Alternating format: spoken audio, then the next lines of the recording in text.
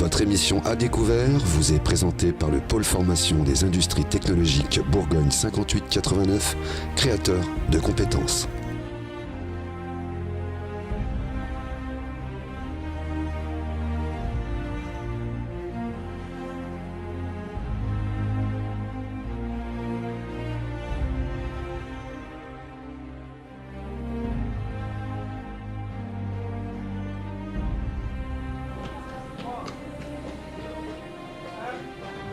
De retour sur les 9e Récidos à Sens, qui est organisé par l'agence de l'Océan Normandie. Nous arrivons dans les derniers plateaux de cette journée. Il est environ 17h30, 17h40, voire presque 18h. La journée va se terminer, mais avant tout, et avant de se dire au revoir, j'ai sur le plateau deux personnes totalement différentes dans leur organisme, mais qui se retrouvent au bout d'un moment, forcément, c'est la collectivité qui fait que vous vous rejoignez, c'est ça vous me disiez en off. Je vous présente donc Amandine Robin, qui est donc responsable de service local chez Veolia. Bonjour. Bonjour, comment ça va? Ça va très bien. Bon, après 4 jours intense. intense, ouais. Et puis j'ai donc sur ma droite Edith Fouchère, qui est responsable département alors je ne dis pas de bêtises, ça y est, j'ai oublié. Du département environnement, voilà, à la chambre d'agriculture de Lyon. De Lyon. On arrive en fin de week-end et même pour moi, vous voyez, c'est dur. Excusez-moi, vraiment Edith. Voilà. Et ben, on va commencer par vous, Edith, justement, la chambre de l'agriculture, sur la partie environnement. Est-ce que vous pouvez nous en dire un peu plus et puis surtout nous dire justement ces 4 jours, comment elles ont été éprouvantes et plutôt intéressantes? Alors, très intéressant, éprouvant, c'est-à-dire que forcément on y met beaucoup d'énergie, on voit beaucoup de gens, donc, mais c'est ça qui en fait la richesse. Donc nous, au niveau de la Chambre d'agriculture de Lyon, on a choisi cette année d'aborder le thème de la vie des sols, de la biodiversité dans les sols sur notre stand. En sachant qu'au niveau de l'environnement, c'est vrai que le sol, c'est vraiment une plaque tournante pour les agriculteurs, à la fois leur outil de production, puisque c'est ce qui fait leur production, mais c'est aussi, quand on a une vie intéressante dans les sols, un outil exceptionnel pour réguler les populations de ravageurs pour nos cultures et pour épurer les différents produits justement qui nous faisaient converger tout à l'heure et qui peuvent être des polluants dans l'eau. Donc voilà. Vous m'avez ramené un petit document qui est le ver de terre. Alors le ver de terre, c'est très important. Très important. Donc ce que je vous disais, c'est que la vie des sols, c'est fondamental. Et le ver de terre ou l'ombric, c'est vraiment lui qui est le porte-parole de cette vie des sols. Et entre autres, c'est un indicateur qu'on utilise beaucoup en agriculture pour vérifier certaines choses. Bien sûr, on fait des analyses, on fait d'autres analyses. Mais la diversité des différentes familles de vers de terre et le nombre de vers de terre dans un sol indique son niveau de vie biologique. Alors ça veut dire que quand il est plutôt en surface, en dehors du fait d'avoir besoin de respirer, c'est qu'il n'est pas forcément très bien? Non, c'est pas ça. Non, c'est pas ça du tout. Bah oui, c'est une question simple, voilà. Mais on se pose la question. En fait, il y a plusieurs familles de vers de terre. Il y en a qui vivent en surface, il y en a qui vivent complètement en profondeur. Et l'idée, dans les analyses que l'on fait, que font les agriculteurs, parce que ce n'est pas nous qui les faisons avec eux, on les accompagne là-dessus, c'est justement de vérifier l'équilibre entre les différentes espèces de vers de terre. Alors je vous dis entre autres, parce que dans un sol, il y a plein d'autres choses qui rentrent en ligne de compte, mais voilà. Et c'était un petit peu, je dirais, le fleuron de notre stand, à la fois pour le grand public et pour les enfants, parce qu'un ver de terre... ça parle à tout le monde. Ça parle à tout le monde. En l'occurrence, les enfants, parce que c'est la première chose avec laquelle on joue. Quand on entend ça bouge, c'est marrant, effectivement. Et donc ça a été 4 jours, voilà, il y a eu les scolaires jeudi, vendredi, voilà. Et puis le public ouvert au public aujourd'hui, hier et aujourd'hui, tout à fait. Combien de personnes à peu près est venu je suis incapable de vous le dire, mais on n'a pas. Enfin, le stand a été en permanence occupé, avec même des moments de bourre à certains. Plus d'enfants, plus d'adultes sur la partie publique? Les deux, et beaucoup de. Enfin, hier et aujourd'hui, beaucoup d'adultes très intéressés par ce thème de la vie des sols. Alors évidemment, sur le thème de la vie des sols, on a aussi débordé sur l'agriculture en général, sur les modes de production, sur l'agriculture et la qualité de l'eau, qui sont aussi bien sûr des sujets.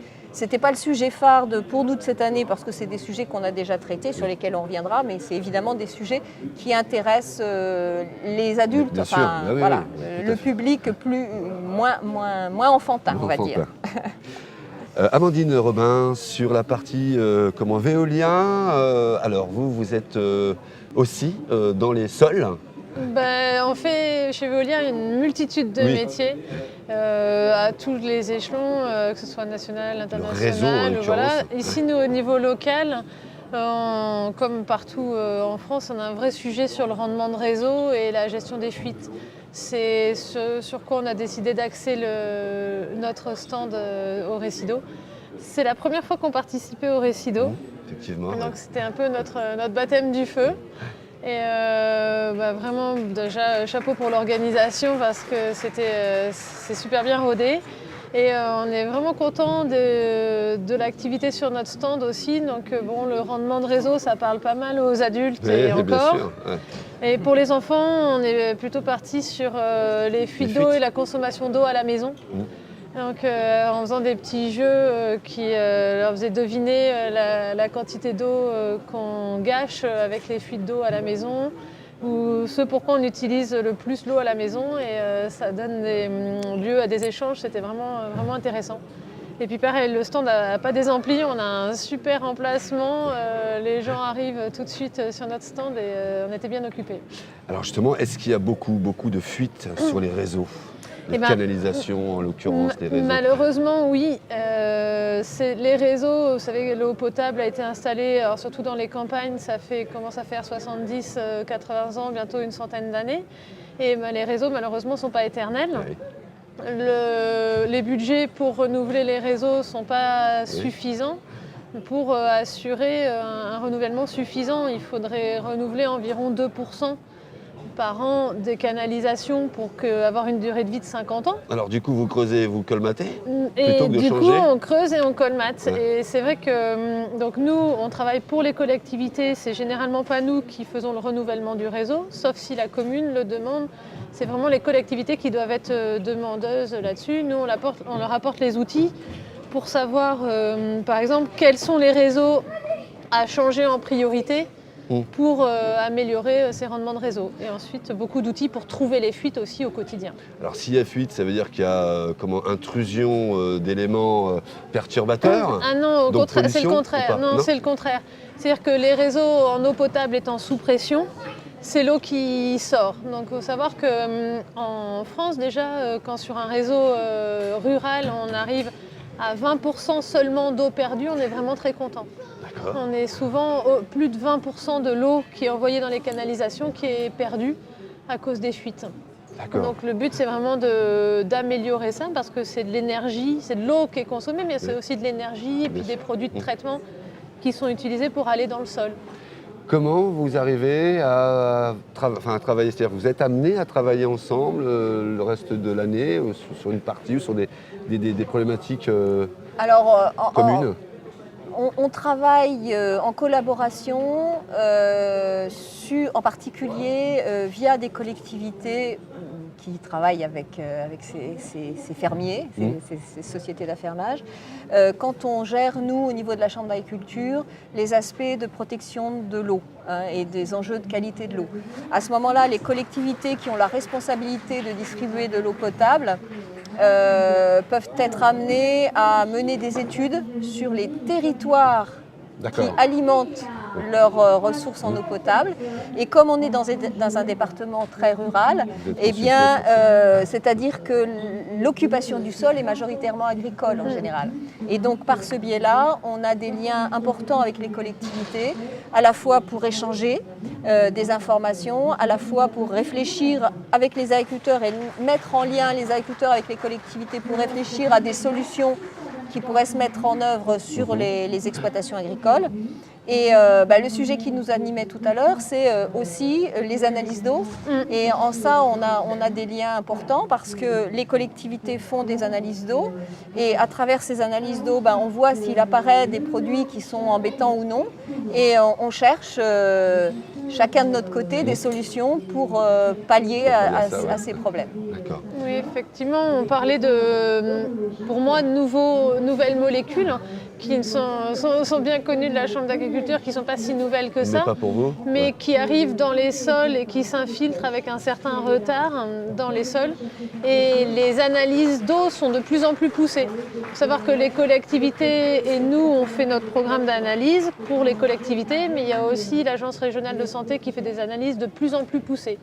Et on retrouve des molécules qu'on ne connaissait pas avant, qu'on ne cherchait certainement pas avant, mais sur lesquelles on se pose des questions quant à leur toxicité. Oui, bien sûr. Et on se retrouve à des fois avoir des interdictions de consommer de l'eau, mais on ne Par sait mauvaise connaissance de la molécule. parce qu'on ne sait pas réellement quelle est la toxicité de ces molécules, donc par précaution. L'Agence régionale de santé préfère interdire au moins aux nourrissons et aux femmes enceintes la consommation de l'eau, des fois à la population en entier. Et à ce moment-là, c'est intéressant. Donc, c'est vrai que nous, on remonte plutôt le problème à nos donneurs d'ordre qui sont les collectivités, les syndicats ou les communes, qui à ce moment-là vont faire des études plus poussées pour savoir d'où viennent ces polluants et comment les limiter pour préserver leurs ressources en eau. Par exemple, moi je travaille beaucoup sur le plateau du Gâtinais.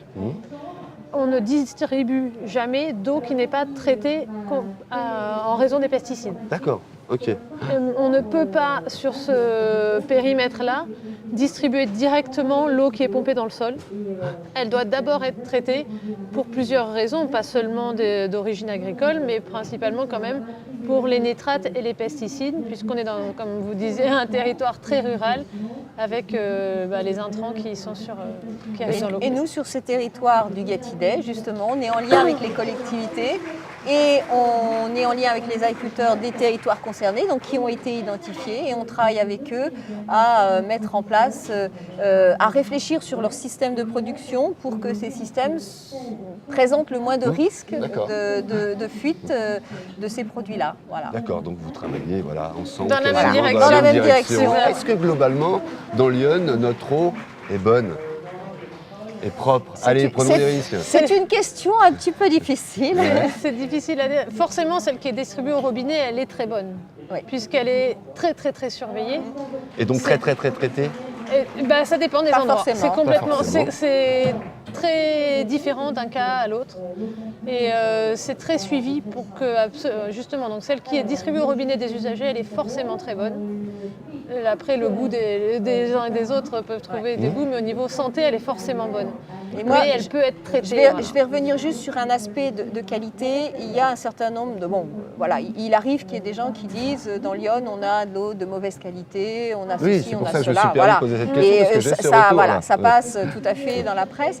Alors déjà, il faut comprendre pourquoi dans Lyon, on a une eau qui est plus fragile, enfin notre ressource en eau est plus fragile peut-être que dans d'autres secteurs. C'est qu'en fait, on a des sols et une géologie, enfin l'eau potable dans Lyon est quasi exclusivement puisée en profondeur. C'est l'eau de Lyon. Ce qui n'est pas forcément le cas dans d'autres départements. Voilà.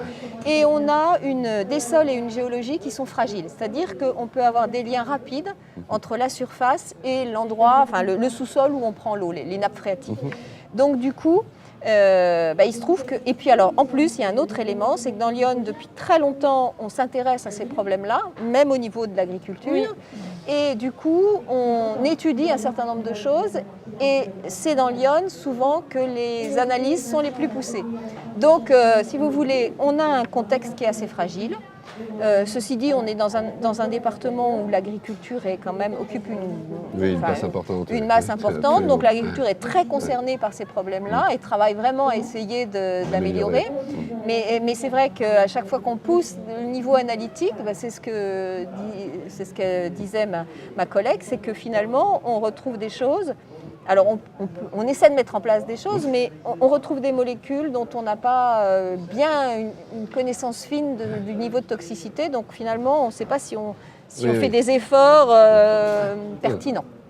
Mais en tout cas, ce sujet-là est vraiment pris à bras-le-corps par la Chambre d'agriculture, c'est sûr, et par les collectivités avec lesquelles on travaille. Vous l'avez compris, notre eau dans Lyon est donc buvable au robinet et très complexe, mais tout est fait pour que ça se passe de mieux en mieux en tous les cas. Merci à toutes les deux, merci Amandine Robin. voilà, de Merci. chez Veolia. Vous êtes donc responsable du service local. Merci à vous. Un petit bilan pour finir sur les récits d'eau. C'était votre première, vous l'aviez dit, c'était une belle aventure. Ouais. Vous allez revenir dans 2 ans? Ah super, avec plaisir. Ouais. On essaiera de trouver un autre sujet aussi parlant, que c'était vraiment enrichissant. Et je remercie aussi les collègues qui sont venus avec moi pour tenir le stand pendant 4 jours. Merci à vous Edith Fouchère, donc responsable du département de la Chambre de l'agriculture de Lyon sur le secteur environnement. J'ai été bien. Ah, j'ai été bien cette Un peu fois-ci. dans le désordre, mais Ah c'est bon, bon. C'est pas grave, c'est pas grave. Dimanche soir. Merci à vous, un petit bilan aussi sur... Vous savez, c'était pas votre première Ah participation. non, nous vous êtes là depuis le début, hein. on est là depuis le début, Ah oui, c'est depuis bien sûr, la ouais. création des récits d'eau. On a toujours, la Chambre d'agriculture a mis un point d'honneur à être présente parce que justement c'est un moment où on peut échanger Évidemment. avec du grand public sur des sujets parfois un peu Complexe, difficiles. mais ouais, bien sûr. Et nous, donc, on essaie, bon, bien sûr, de rester dans un sujet autour de l'eau, mais on a des tas de choses à dire, voilà, sur des sujets un petit peu différents. Donc, on essaie de changer tous les ans.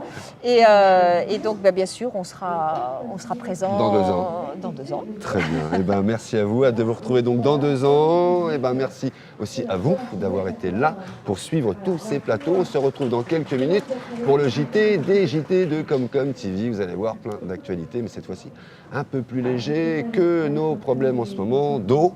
Non pas d'eau au robinet, mais cette fois-ci d'inondation. Merci à toutes les deux. À Merci. très bientôt. Au revoir. Merci, au revoir.